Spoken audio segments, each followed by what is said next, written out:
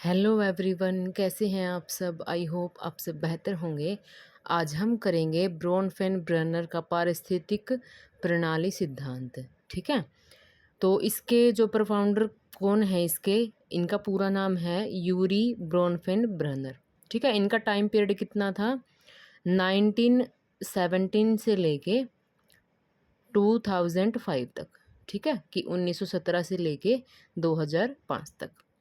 तो ये जो है Russian born American developmental psychologist, ये कौन थे, रूसी मूल के अमेरिकी विकासात्मक मनोवैज्ञानिक। ठीक है, इनका एक कथन है जो उन्होंने कहा था, ये एक बात बोली थी कि children need people in order to become human. ठीक है, कि बच्चों को इंसान बनने के लिए लोगों की आवश्यकता होती है। ठीक है, ये किसने बोला था, ये यूरी ब्रोनफेन ब्रेनर ने बोला था। ठीक है, और जो एक और नाम है इसी सिद्धांत का, इसी थ्योरी का, वो है बायो इकोलॉजिकल मॉडल थ्योरी। ठीक है, हिंदी में इसका नाम क्या हुआ, जैव पारिस्थितिक मॉडल सिद्धांत। ठीक है, ये आप ध्यान रखना। अब इनके जो सिद्धांत थे, मतलब जो इनका जो सिद्धांत था ब्रोनफेन ब्रेनर का, ठीक है, तो उसके कुछ फीचर्स हैं। ठीक है, वो कुछ पॉइंट्स हैं दो तीन, वो आप ध्यान रखना कि इसमें क्या क्या फीचर्स हैं। ठीक है, this theory emphasized the role of environmental factors in the development of an individual। ठीक है, यह सिद्धांत व्यक्ति के विकास में परिवेशीय कारकों की भूमिका पर बल देता है। ठीक है, परिवेशीय कारक का मतलब क्या है कि जो एनवायरनमेंट में जो भी चीज़ें हमें मिलती है ना, ठीक है, तो उनकी भूमिका पर क्या देता है, ये बल देता है। ठीक है, कि इनको इम्पोर्टेंट मानता है। ठीक है, और इस सिद्धांत में क्या है कि बच्चे इम्पोर्टेंस मानता है ये सिद्धांत किस चीज़ की, कि बच्चे का अपना जीव विज्ञान उसके विकास को बढ़ावा देने वाला प्राथमिक वातावरण है। ठीक है, जो उसका क्या है कि child's own biology is a primary environment promoting his development. ठीक है, और बालक का जो विकास है, समग्र विकास है, उसका अध्ययन करने के लिए हमें न केवल बालक और उसके जो निकट पर्यावरण को देखना चाहिए, बल्कि बाहरी जो पर्यावरण है उसकी उसके साथ क्या इंटरेक्शन हो रही है, क्या अंतःक्रिया हो रही है, तो उसको भी देखना चाहिए।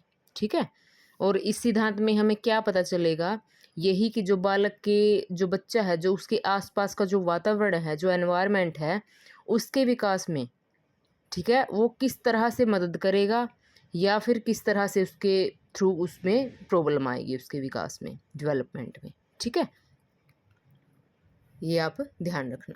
तो पहला क्वेश्चन है, according to Bronfenbrenner which system includes the interaction between a child family and school.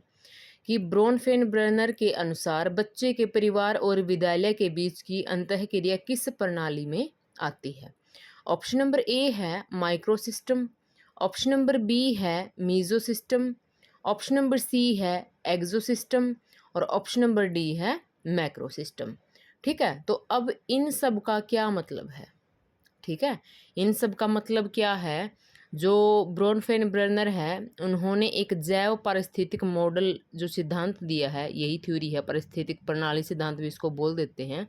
ठीक है, इसमें एक मॉडल दिया था, तो उसमें क्या किया था, उन्होंने बताया था ब्रोनफेन ब्रेनर ने कि उनके सिद्धांत के अनुसार पारिस्थितिक तंत्र के 5 स्तर हैं। ठीक है, जो इकोसिस्टम होता है, पारिस्थितिक तंत्र होता है, उसके 5 स्तर बताए हैं, उनके नाम हैं ये। ठीक है, आप कंफ्यूज मत होना, उन स्तर के ये नाम हैं अलग अलग, और इनमें हमें थोड़ा डिटेल में पढ़ेंगे आगे कि इसमें कौन कौन सी जो बाहरी वातावरण है उसमें से क्या क्या चीज़ें आती हैं, जैसे कि परिवार है, विद्यालय है, ये सब है, तो इसमें कौन सा किस तरह से आएगा। ठीक है, तो इसका आंसर क्या है, वो है मेजो सिस्टम। ठीक है, जैसे कि परिवार और विद्यालय जैसे कि दो माइक्रो सिस्टम के बीच संबंध मेजो सिस्टम कहलाता है। अब इसको हम जो संरचना है इसको हम थोड़ा सा डिटेल में पढ़ेंगे, ताकि ये जो क्वेश्चन है और आगे आने वाले क्वेश्चंस भी आपको अच्छे से समझ आ जाए। ठीक है, तो अब पढ़ते हैं हम जो 5 स्तर हैं ना पारिस्थितिक तंत्र के, कि वो कौन से हैं, और उनकी डिटेल भी पढ़ेंगे। ठीक है, क्योंकि इन्हीं में से क्वेश्चन ज़्यादा आता है, यही है जो मेन मतलब इसका सिद्धांत है ना, यही है सारा का सारा इन 5 सत्र के अंदर। तो स्ट्रक्चर ऑफ इकोसिस्टम, ठीक है, पारिस्थितिक जो तंत्र है उसको इंग्लिश में क्या बोलेंगे, इकोसिस्टम, ठीक है। तो उसकी संरचना देखते हैं हम कि क्या है, कैसे है, ठीक है। कि जो ब्रॉनफेनब्रेनर है उनके सिद्धांत के अनुसार पारिस्थितिक तंत्र के 5 स्तर हैं, ठीक है। आप ध्यान रखना कितने स्तर हैं, 5 स्तर हैं। इनके नाम पढ़ लेते हैं पहले पांचों के कि कौन से हैं, हिंदी में भी और इंग्लिश में भी, ठीक है। पहला है माइक्रो सिस्टम, ठीक है, पहला है माइक्रो सिस्टम, इसको हिंदी में बोलेंगे लघु मंडल। दूसरा है मीजो सिस्टम, हिंदी में इसको बोलेंगे मध्य मंडल। तीसरा है एक्सो सिस्टम, इसको बोलेंगे हिंदी में बाह्य मंडल। चौथा है मैक्रो सिस्टम, इसको बोलेंगे बृहत मंडल। और पांचवा और सबसे लास्ट है क्रोनो सिस्टम, इसको बोलेंगे घटना मंडल, ठीक है। ये थे इनके पांचों के नाम, ठीक है। इनको अब थोड़ा सा हम डिटेल में पढ़ेंगे कि इसके अंदर क्या बताया है इन्होंने अपने सिद्धांत में। पहला है माइक्रो सिस्टम, लघु मंडल, ठीक है। लघु मंडल वह निकटतम प्रवेश है जिसमें व्यक्ति रहता है, ठीक है। जिसमें क्या है कि व्यक्ति जो बच्चा है वो रहता है, इंडिविजुअल कोई भी अगर है वो उसके सिर्फ खुद तक का ही स्तर होना, वो क्या है, माइक्रो सिस्टम, ठीक है। और ये जो स्तर है ना, ठीक है, ये बच्चे के सबसे निकट होता है और जिसका संपर्क, जिसका इंटरेक्शन बालक से उस बच्चे से डायरेक्ट होता है ना, सीधा संपर्क होता है, वो होते हैं इसमें। कौन कौन से होते हैं अब ये भी आप जान लीजिए। Structure of a micro system include family, peers, teacher, school, neighbourhood और चाइल्ड केयर एनवायरनमेंट, ये सब होते हैं इसके अंदर। कौन से में, माइक्रो सिस्टम में, ठीक है। हिंदी में है परिवार, साथी, सहयोगी, अध्यापक, विद्यालय, पड़ोस या फिर बालक की देखभाल वाला माहौल, ठीक है। ये सब क्या है कि इससे डायरेक्ट कनेक्टेड हैं, ठीक है, कि डायरेक्ट वो इंटरेक्टेड इनसे होता है। ये आ गए समझ। फिर देखते हैं दूसरा। दूसरा क्या है, मीजो सिस्टम की मध्य मंडल, ठीक है। यह जो परत है वो लघुमंडल की जो रचना है ना, कारक है, रचना या फिर कारक है, उसके बीच संबंध प्रदान करती है जिसमें व्यक्ति रहता है, ठीक है। क्योंकि ये दूसरा स्तर है और दूसरे स्तर में और पहले स्तर में क्या संबंध है वो भी इसके अंदर बताया गया है, ठीक है। उससे कनेक्टेड होके तो जाएगा ना आगे, वो उसमें से डायरेक्ट इंटरेक्ट होता है बच्चा, जैसे कि उसका परिवार है, उसके सहयोगी हैं, उसके टीचर है, उसका स्कूल है, पड़ोस है, ठीक है। अब इसमें क्या है, इसमें माता पिता और अध्यापक, ठीक है, कि घर और विद्यालय, सहकर्मी, समूह और परिवार, माता पिता और किशोर के मित्र के साथ संबंध शामिल हैं, ठीक है। इसमें पहले वाले में तो क्या था कि डायरेक्ट का इंटरेक्शन था, दूसरे वाले में क्या है कि इसमें माता पिता और अध्यापक, ठीक है, कि माता पिता और उसका जो अध्यापक है उनका इंटरेक्शन कितना है और एक किस तरह से है, ठीक है। बच्चे का नहीं है इसमें, इसमें है माता पिता, उस बच्चे के माता पिता और उसके बच्चे के टीचर का, ठीक है। अब जैसे कि सहकर्मी का समूह और परिवार है, अगर कोई बच्चा उसका दोस्त है तो उसकी फैमिली से कैसे है, अब बच्चे से तो डायरेक्ट हो गया लेकिन फैमिली से तो डायरेक्ट नहीं होगा ना, ठीक है। इन दोनों का क्या क्या आपस में जुड़ाव है, जिसकी माता पिता और किशोर के मित्र के साथ संबंध शामिल है, ठीक है। कि माता पिता के उसके टीचर के साथ कैसे संबंध है, उसके दोस्तों के साथ कैसे संबंध है, और उनके दोस्तों के जैसे कि कोई माता पिता है, ठीक है, उसके आगे फैमिली के साथ कैसे हैं। ये क्या हुआ, इनडायरेक्ट हो गया ना, ठीक है, वो डायरेक्ट था उसमें। तीसरा है एक्सो सिस्टम, बाह्य मंडल, ठीक है। यह अप्रत्यक्ष वातावरण है जो बालक के अनुभव को प्रभावित करता है, ठीक है। इसमें कौन शामिल हैं, ठीक है, जो कि सीधे संपर्क में नहीं है, ठीक है, लेकिन फिर भी क्या है कि बच्चे के जीवन पे प्रभाव डालते हैं, ठीक है। अब जैसे कि माता पिता का अगर स्थानांतरण हो, ट्रांसफ़र हो, तो क्या होगा, बच्चे में कुछ तो मतलब प्रॉब्लम कुछ तो आएगा ना, उसके इंटरेक्ट करने में, उसको एडजस्टमेंट करने में प्रॉब्लम तो आएगी, ठीक है। और यह विद्यालय पठन पाठन, पुस्तकालय सुविधाएं, चिकित्सा देखभाल, मनोरंजन के साधन आदि की गुणवत्ता को प्रभावित कर सकता है। अब अगर कहीं और रहता है बच्चा, वो दूसरे शहर में चला जाए, ठीक है, तो इन सब को क्या है कि वो अफेक्ट तो करेंगे ही करेंगे, ठीक है। ये क्या हुआ, एक्सो सिस्टम, ठीक है। फिर उसके बाद है मैक्रो सिस्टम, चौथे नंबर पे है, जो इसको बोलेंगे हिंदी में बृहत मंडल। इसमें संस्कृति शामिल है, जिसमें क्या है कि व्यक्ति रहता है, ठीक है। इस मंडल में क्या है कि बच्चों के सांस्कृतिक पैटर्न और विशेष रूप से उसके प्रमुख विश्वासों और विचारों के साथ संस्कृति के राजनीति और धार्मिक मानदंड शामिल हैं, ठीक है। उदाहरण के तौर पर क्या है कि देश की स्थिति विकसित है या फिर विकासशील है, कि कैसा देश है, सामाजिक आर्थिक स्थिति, युद्धग्रस्त क्षेत्र या फिर शांतिपूर्ण वातावरण। तो ये सब क्या हुआ, मैक्रो सिस्टम में है, ठीक है। लेकिन ये भी क्या है, ये सब चीज़ें उसको कहीं ना कहीं प्रभावित करती हैं। फिर है जो लास्ट स्तर है, लास्ट जो मंडल है, वो क्या है, क्रोनो सिस्टम, ठीक है। यह समय के उपयोगी आयाम को शामिल करता है, ठीक है। It covers the useful dimension of time. इसमें व्यक्ति के जीवन और सामाजिक ऐतिहासिक स्थितियों की घटनाएं शामिल हैं, ठीक है। जैसे कि घटनाएं कौन कौन सी, जैसे कि उनके माता पिता का तलाक हो जाए, ठीक है, या फिर कोई आर्थिक झटका लगे उनको, तो ये सब चीज़ें क्या है कि इसमें शामिल है, ठीक है।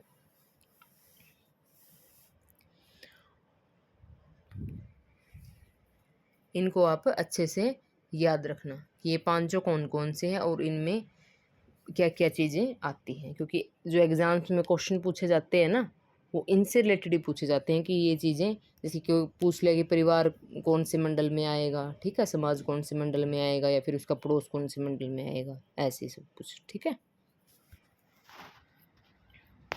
क्वेश्चन नंबर 2 है, a child's father loses his job causing stress at home that affects the child, which ecological system is represented। कि यदि बच्चे के पिता की नौकरी चली जाती है और उसका प्रभाव बच्चे पर पड़ता है, तो यह किस प्रणाली का उदाहरण है, ठीक है। ऑप्शन नंबर ए है micro system, option number B है meso system, option number C है एक्सो सिस्टम, और ऑप्शन नंबर डी है क्रोनो सिस्टम। तो इसका जो सही आंसर है वो कौन सा होगा, एक्सो सिस्टम, ठीक है। The child is not directly involve in the work place but it's effects influence the child. अब बच्चे का क्या है कि प्रत्यक्ष वातावरण तो है नहीं, ये डायरेक्ट इंटरेक्ट तो नहीं हो रहा ना वो उसके माता या फिर पिता के, जो भी उनका कार्यस्थल है, ठीक है, जो भी उनका ऑफिस है वहाँ से, लेकिन क्या है कि फिर भी बच्चे के ऊपर प्रभाव पड़ता है।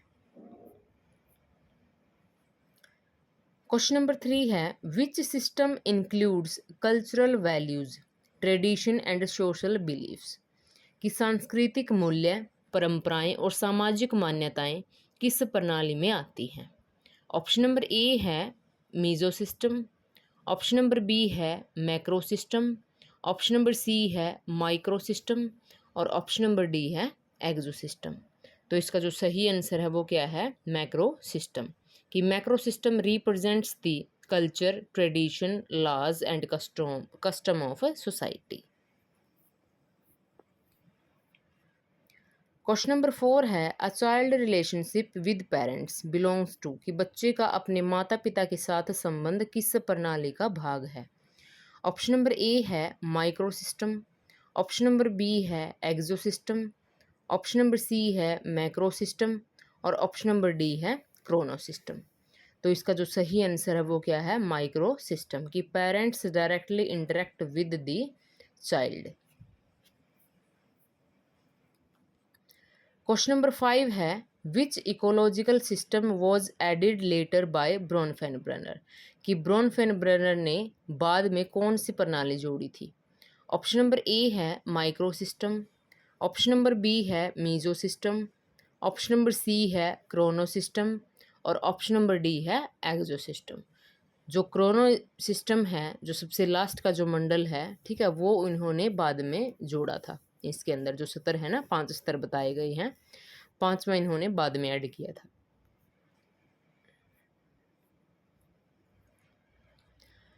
क्वेश्चन नंबर 6 है the interaction between school and neighbourhood mainly belongs to, कि विद्यालय और पड़ोस के बीच संबंध किस प्रणाली का उदाहरण है। ऑप्शन नंबर ए है meso system, option number B है एक्सो सिस्टम, ऑप्शन नंबर सी है माइक्रो सिस्टम और ऑप्शन नंबर डी है मैक्रो सिस्टम। तो जो विद्यालय और पड़ोस के बीच का संबंध प्रणाली का उदाहरण है वो है मीजो सिस्टम। ठीक है, ऑप्शन नंबर ए इसमें सही है। क्वेश्चन नंबर 7 है government education policy mainly belongs to, कि सरकार की शिक्षा नीति किस प्रणाली का भाग है। ऑप्शन नंबर ए है micro system, option number B है macro system, option number C है एक्सो सिस्टम और ऑप्शन नंबर डी है मीजो सिस्टम।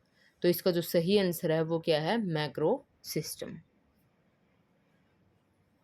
क्वेश्चन नंबर 8 है which system directly affects a child daily experiences, कि बच्चे के दैनिक अनुभवों को सीधे प्रभावित करने वाली प्रणाली कौन सी है। ऑप्शन नंबर ए है macro system, option number B है micro system, option number C है क्रोनो सिस्टम और ऑप्शन नंबर डी है एक्सो सिस्टम। तो जो दैनिक अनुभव है उनको सीधे प्रभावित करने वाली प्रणाली कौन सी है, micro system. The COVID-19 pandemic affecting children education is an example of, कि कोविड-19 महामारी का बच्चों की शिक्षा पर प्रभाव किस प्रणाली का उदाहरण है। ठीक है, ये जो प्रणाली है ब्रॉन फेनब्रनर ने सबसे बाद में जोड़ी थी लास्ट में। ठीक है, जो महामारी है जो बिल्कुल ही अलग तरीके से उसको प्रभावित करती है, डायरेक्ट तो नहीं करती लेकिन इनडायरेक्ट तो उसको करती है और उसके ऊपर प्रभाव भी बहुत ज़्यादा पड़ता है बच्चे के ऊपर। तो वो है Chrono system, option number A. Which statement is not true, कि निम्न में से कौन सा कथन सही नहीं है। ऑप्शन नंबर ए है family is a part of micro system, option number B है culture belongs to macro system, option number C है parent teacher interaction belongs to meso system और ऑप्शन नंबर डी है friends belong to exo system. तो इसका जो सही answer है वो है ऑप्शन नंबर डी, कि गलत पूछा है हमसे कि कौन सा कथन सही नहीं है। जो नोट वाला क्वेश्चन है उसका थोड़ा से ध्यान से आपको आंसर करना होता है क्योंकि मिस्टेक होने के चांसेस इसमें ज़्यादा होते हैं। तो friends are part of the micro system, जो माइक्रो सिस्टम है सबसे पहला उसका पार्ट है फ्रेंड्स, ना कि एक्सो सिस्टम का। ठीक है, तो ये है उसका जो पारिस्थितिक तंत्र जो मैंने अभी आपको सबसे पहले बताया था, ये आप ध्यान रखना। इसमें जो ये क्रोनो सिस्टम है वो सबसे लास्ट में दिया था इन्होंने। ठीक है, तो कई जगह उसको प्रॉपर ऐसे लिख नहीं रखा है, ये आप अच्छे से देख लेना। जैसे कि माइक्रो सिस्टम में वो खुद है, ठीक है, डायरेक्ट उससे जो भी चीज़ें उसको इंटरेक्ट करती है ना। फिर है meso system, exo system, micro system, macro system sorry, और सबसे लास्ट में क्या आएगा, क्रोनो सिस्टम।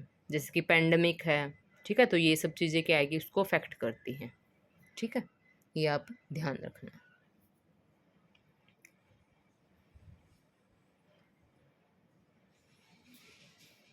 सो गाइस, इसी तरह से हम सभी चैप्टर्स के क्वेश्चंस को डिस्कस करेंगे हिंदी और इंग्लिश में, मतलब कि बायलिंगुअल में।